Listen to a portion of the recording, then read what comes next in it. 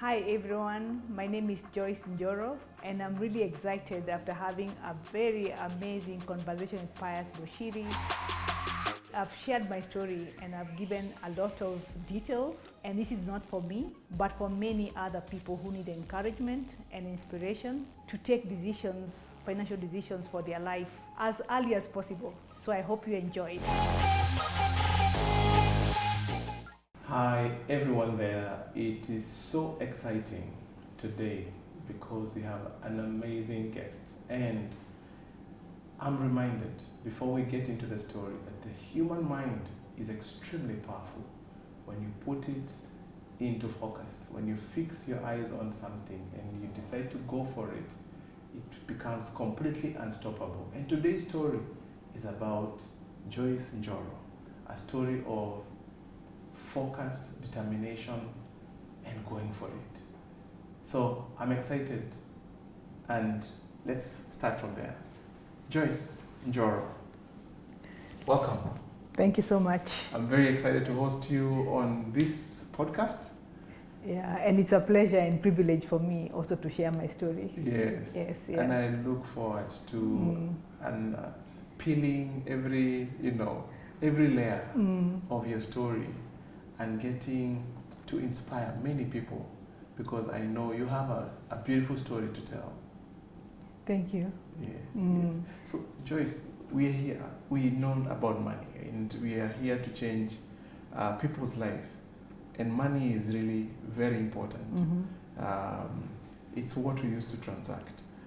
But everybody has a starting point with money. What do you remember in your childhood memories about money? Where did your story with money begin? I think that's there are many phases, I would say, in terms of where maybe money came into play in my story. But if I walk back, I would say the farthest I can remember is maybe when I was in school.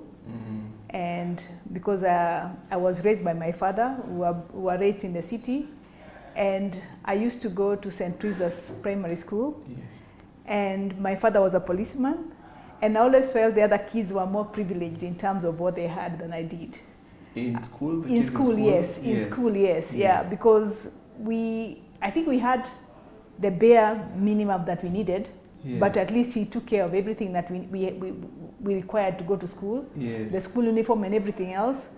But then you see that when you look at the other children, they have a slightly different lifestyle than yourself. Yes. Yeah, which you always felt, that's when you remember maybe there's something different about me. Yes. When I compare myself to the others. Yes. Yeah, and that's the first thing that strikes you, that maybe there's a difference between our lifestyle and that of the other children's lifestyle. Yes. Yeah. So that's one of the things that dawned onto me, that maybe there's something, but maybe I didn't even think about it much.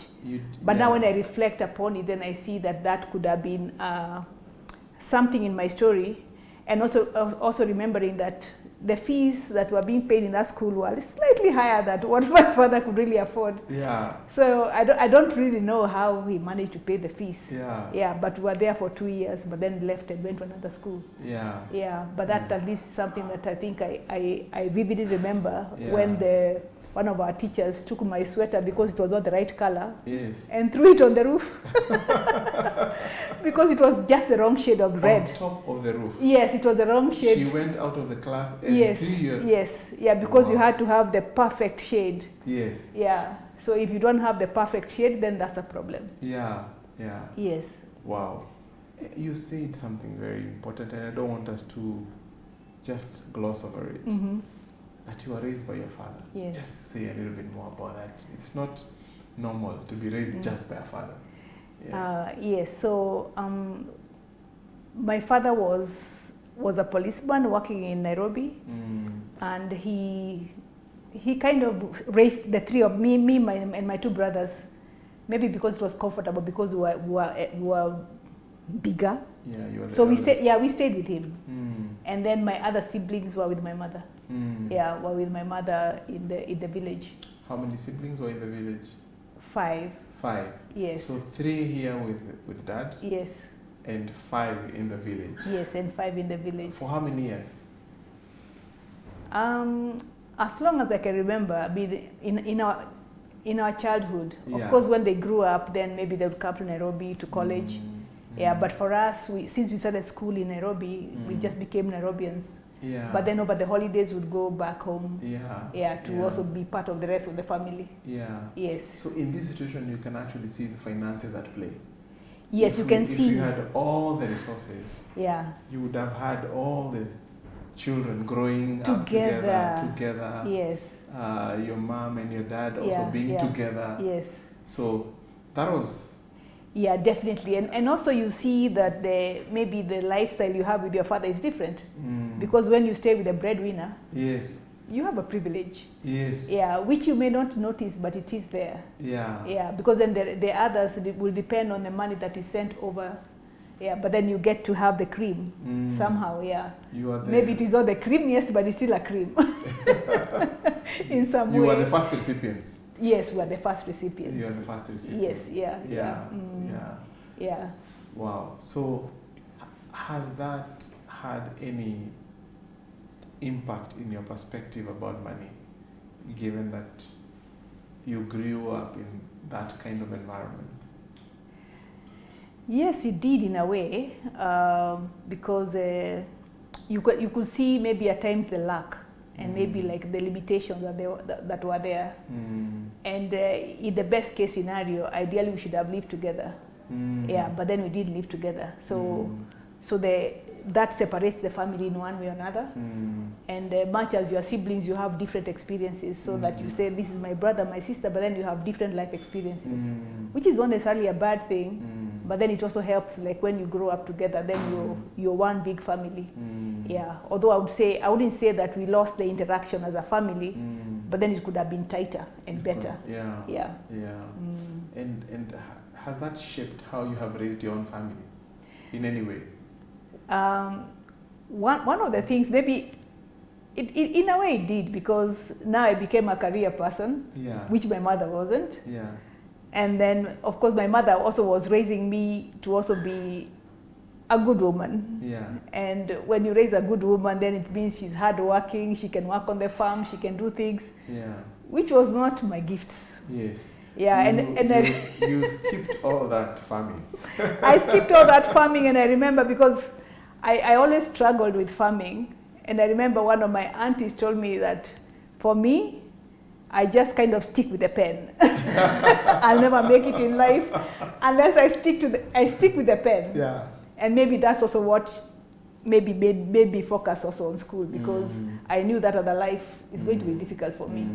Yeah, and it's not by design, but it was just difficult. Yeah, so I preferred to pursue school and see what other opportunities that would also give me in future. Yeah. And maybe just not to dwell too much on this, but I feel it's important that we touch on it. How is it as a girl, young girl, to grow up under the wings of your father, and your mother is far away and surrounded by brothers?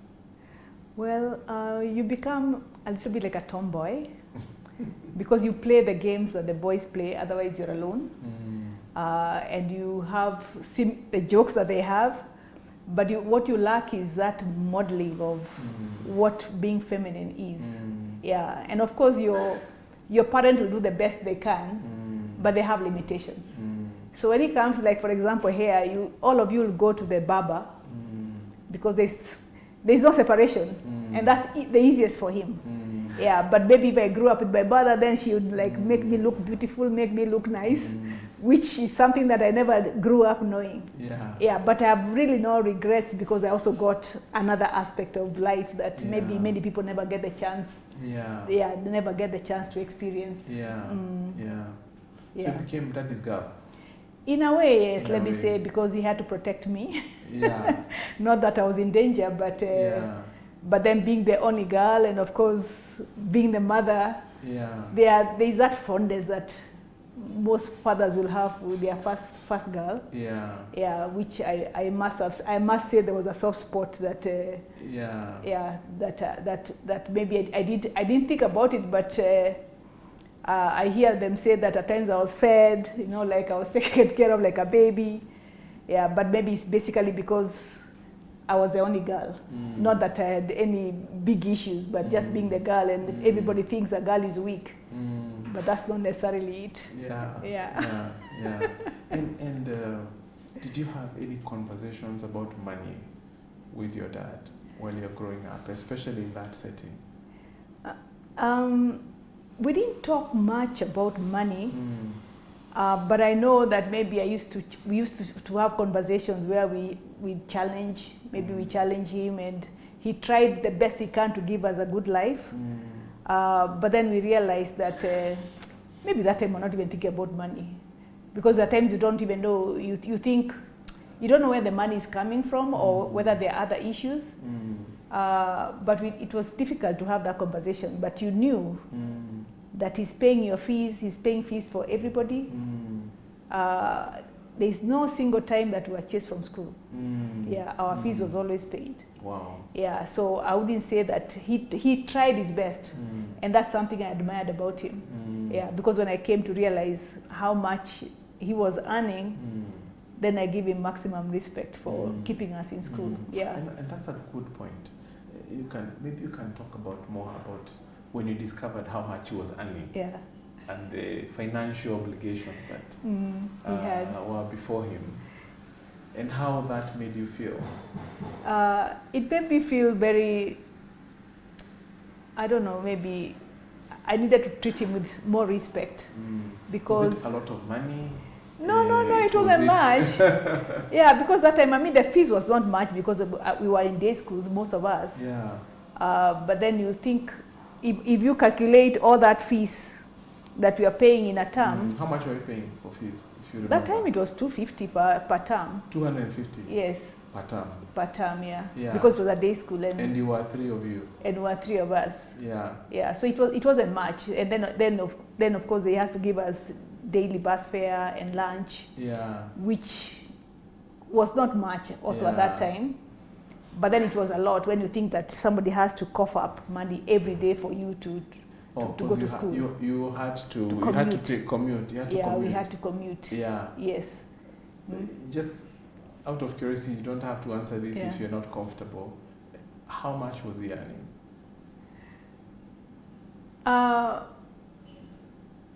I don't know whether just to get perspective. Yeah.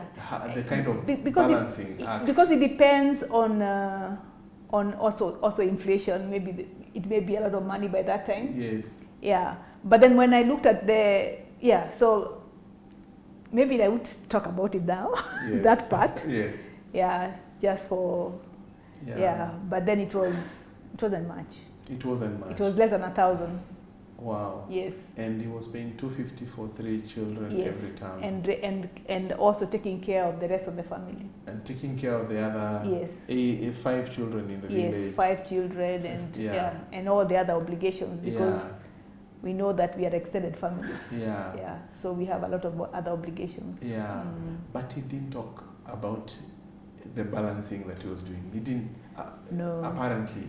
No, he didn't talk about it. He didn't complain. He took it, that was his responsibility. Yeah. Yeah, so he did what he had to do. Yeah.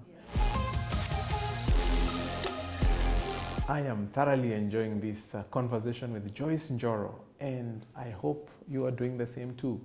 So please make sure you stay with a pen and paper, because they say a pen and paper never forgets. See you on the next video. Take care.